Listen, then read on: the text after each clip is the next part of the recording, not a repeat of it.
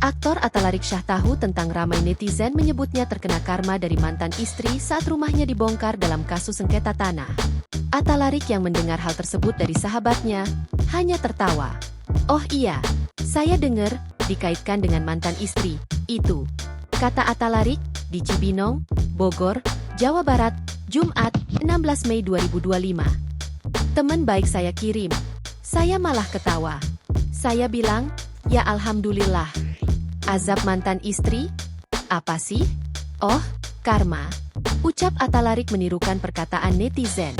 Kalaupun benar itu bentuk teguran dari Tuhan, Atalarik percaya itu adalah cara untuk mengangkat derajatnya.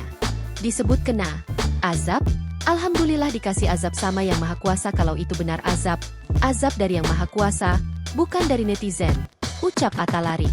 Alhamdulillah dikasih ini, dikasih ujian, dibikin pintar, katanya mau naik level. Versinya kan zaman sekarang trennya naik level, ungkapnya.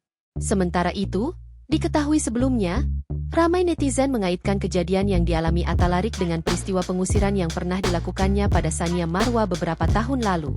Kejadian saat itu sempat ramai di media sosial, ketika Sania membagikan foto pakaiannya yang sudah dikemas dalam plastik hitam berukuran besar.